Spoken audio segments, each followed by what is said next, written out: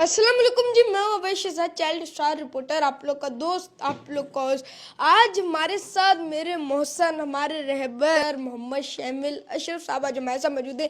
जो वालेकुम डॉक्टर शामिल सर, वालेकुम आप कैसे हैं? अस्सलाम। वालेकुम अस्सलाम। मैं डॉक्टर बिल्कुल। साहब, मेरे को आपसे मिलके बहुत अच्छा लग रहा है क्योंकि मेरा काफ़ी अरसा, काफ़ी टाइम आपके सामने गुजरा है, आपके नज़र में गुजरा है। मुझे भी आपसे मिलकर बहुत खुशी हो रही है और तुमको इतना एक्टिव और इतना माशाल्लाह मैच्योर देख के बहुत खुशी हो रही है। जी बहुत डॉक्टर अच्छा लग रहा है। जी डॉक्टर साहब, मुझे भी आपसे मिलके बहुत खुशी हो रही है। डॉक्टर साहब, पहले आप अपने बारे में तारुफ करवाएं, अपने बारे में बताएं। मेरा नाम डॉक्टर मोहम्मद शमील अशरफ है, तुमने बता दिया। मैं बच्चों का कैंसर स्पेशलिस्ट हूँ और मेरी एक अदना सी कोशिश थी कि पाकिस्तान में बच्चों का एक ऐसा कैंसर अस्पताल कायम हो जहाँ बच्चों को फ्री मेयारी इलाज मिल सके, जहाँ रिसर्च हो सके, जहाँ ह्यूमन कैपेसिटी डेवलपमेंट हो सके और पाकिस्तान में बच्चों के बारे में कैंसर की आगाही हो सके और पाकिस्तान में कैंसर के तमाम बच्चों की भलाई हो सके। जी बिल्कुल डॉक्टर साहब, दुनिया के टॉप 10 कैंसर के स्पेशलिस्ट डॉक्टरों में से उनके तारुफ में आपका भी नाम आता है। और जिस तरह आपने बात की कि मेरी कोशिश थी कैंसर के बच्चों के लिए, जिस तरह काम किया, पहले तो डॉक्टर शमील अशरफ साहब, पहले तो आपका हॉस्पिटल शौकत खानम में था, लाहौर में, आप उधर बैठा करते थे। वहाँ से इंडस हॉस्पिटल तक का सफ़र कैसा रहा? हाँ नहीं, मैं एक्चुअली जो है वो इंग्लिस्तान में ट्रेनिंग के बाद जो है शौकत खानम ज्वाइन किया था मैंने।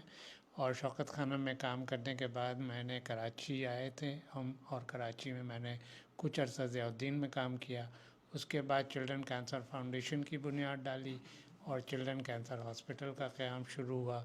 और ये सफ़र जो है वो 2000 से 2025 में अल्हम्दुलिल्लाह एक full fledge children cancer unit की शक्ल में इंडस में मौजूद है। तो जाहिर है कि एक जी लंबा सफ़र था, लेकिन अल्लाह ने हर मौके पे हमारी मदद की और आज इंशाल्लाह हम लोग इस पोजीशन में हैं कि हमारा अस्पताल, इंडस अस्पताल के अंदर बच्चों का एक अच्छा कैंसर यूनिट इस्टेब्लिश हो चुका है। जी बिल्कुल डॉक्टर शमील अशरफ साहब, आजकल कैंसर बहुत ज़्यादा बढ़ चुका है। आजकल काफ़ी बच्चे, यानी कि गिलगित से आ रहे हैं, बलूचिस्तान से आ रहे हैं, कोयटा से आ रहे हैं, पेशावर से आ रहे हैं, रान से आ रहे हैं। इस हवाले से ज़रा आप बताएं। एक्चुअली बच्चों में कैंसर में थोड़ा बहुत इजाफा तो हुआ है, लेकिन असल चीज़ ये है कि जब इलाज का कोई सेंटर खुलता है तो वहाँ रेफरल बढ़ जाते हैं। और जो है वो जब एक जगह पर आपको इतने बच्चे नज़र इसलिए आते हैं कि पाकिस्तान में बच्चों के जो सालाना कैंसर की शरह के हिसाब से तकरीबन 8 से 10 हज़ार बच्चों को कैंसर होता है, लेकिन बच्चों के कैंसर के यूनिट कम हैं। इस वजह से आपको एक जगह पर ये लगता है कि बहुत ज़्यादा कैंसर हो गया है। लेकिन थोड़ा बहुत कैंसर हर जो उम्र के कैंसर में इजाफा हो रहा है हर साल। लेकिन जो असल चीज़ है वो बेहतरी जो आई है वो ये कि कैंसर अब डायग्नोस हो जाता है, उसका इलाज हो जाता है और एक बहुत बड़ी तादाद जो है वो मुकम्मल तौर पर सेहतियाब हो जाती है, जिसमें आप भी शामिल हैं माशाल्लाह। जी बिल्कुल डॉक्टर साहब, कैंसर की कौन कौन सी BLL, ब्लास्ट लुकोमिया था, ALL भी होता है, तो इस हवाले से ज़रा आप बताएं। कैंसर बच्चों में सबसे ज़्यादा कैंसर जो होता है ना वो ल्यूकीमिया होता है, जिसको खून का कैंसर कहते हैं। तकरीबन एक तिहाई, अगर 100 बच्चों को कैंसर होगा तो 30 से 35% बच्चों को खून का कैंसर होता है। उसके बाद गदूद का कैंसर होता है जिसमें गिल्टियाँ बढ़ जाती हैं, उसको हम लिम्फोमा कहते हैं। उसके बाद जो है वो जो हमारे ब्रेन कह लीजिए या CNS, सेंट्रल नर्वस सिस्टम का कैंसर होता है। ये 3 कैंसर मिला के तकरीबन जो है ना 70% हो जाते हैं। इसके बाद तकरीबन बॉडी के किसी हिस्से में भी कैंसर हो सकता है, हड्डियों में हो सकता है, मसल्स में हो सकता है, लिवर में हो सकता है, किडनी में हो सकता है और आँखों में कैंसर होता है छोटे बच्चों को, जिसको रेटिनोब्लास्टोमा कहते हैं। जी डॉक्टर साहब, इसकी एहतियात के हवाले से बताएं, इसकी क्या एहतियात होती है, क्या इसमें एहतियात रखनी होती है? बच्चों के कैंसर में बचने के लिए तो एहतियात ज़्यादा नहीं है, क्योंकि ये ज़्यादातर जो होता है जीनियाती तौर पर होता है। और इसमें असल चीज़ जो है वो ये है कि बर वक्त डायग्नोसिस होना बहुत ज़रूरी होता है। तो जो इब्तदाई अलामात हों तो फ़ौरन उसको डायग्नोस करना चाहिए और अर्ली इलाज कर लेना चाहिए। बाकी जो जिन चीज़ों में आजकल मैं देख रहा हूँ जिससे बचने की बच्चों को ज़रूरत है, वो पान छालिया से बचने की बहुत ज़रूरत है, गुटखा से बहुत बचने की ज़रूरत है, क्योंकि आप छोटे छोटे बच्चों को 11 साल, 12 साल, 14 साल के बच्चों को हम मुंह का कैंसर देखते हैं, आंतों का कैंसर देखते हैं। تو یہ تو بالکل جو ہے نا والدین کو اس بارے میں خیال رکھنا چاہیے کہ وہ کسی قسم کی چھال یا پان سپاری اور جو ہے نا وہ گٹکا استعمال نہ کریں.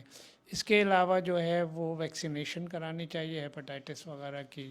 اس کے علاوہ جو ہے نا وہ جو کلرنگ ایجنٹس ہوتے ہیں یہ بھی ہمارے لیے نقصان دہ ہوتے ہیں, تو اس میں بھی احتیاط کرنی چاہیے. جی بالکل ڈاکٹر صاحب، جس طرح آپ نے بولا کہ 14-15 سال کی جو بچوں کی ایج ہے اس میں بھی بچوں کو منہ کا کینسر ہو رہا ہے، گڑکا کھاتے، کیونکہ یہ اثر آتا ہے والدین سے. جس طرح والد ہے وہ اب جس طرح گڑکا کھاتے ہیں تو بچے کو بھی وہی اثر کھاتے ہیں کہ چلے ایک دفعہ میں چیک کروں یہ ہوتی کیا چیز ہے، کس طرح ہوتا ہے. پھر اس سے اس کو ایک عادت لگتی ہے، اس سے یعنی کہ والد کو بھی کینسر ہوتا ہے. اور جب جب بچے کو ڈائگنوز ہو جاتا ہے پھر والد رو رہے ہوتے ہیں. تو میرا یہ پیغام ہے والدین کو بھی اویئرنیس ہونی چاہیے. اور آج کل کے جو ایج کم عمر والے بچے وہ اسموکنگ بھی کرتے ہوئے دیکھے جا رہے ہیں، نظر آ رہے ہیں. اس کو والدین کو چاہیے بچے کے اوپر نظر بھی رکھے، ان کو اویئرنیس دے، احتیاط رکھے، ان کو دوسری جگہوں سے دور رکھے، اپنی ایکٹیویٹیز کی طرف رکھے جس سے یہ بیماریاں یہ کم ہوں.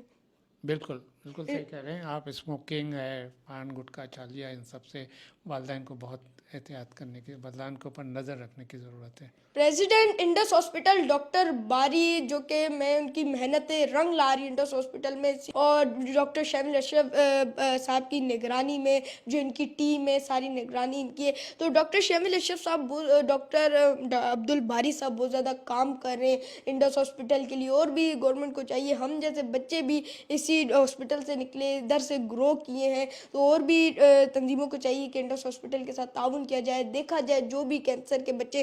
ڈاکٹر صاحب، ڈاکٹر عبد الباری صاحب کے حوالے سے بتائیں.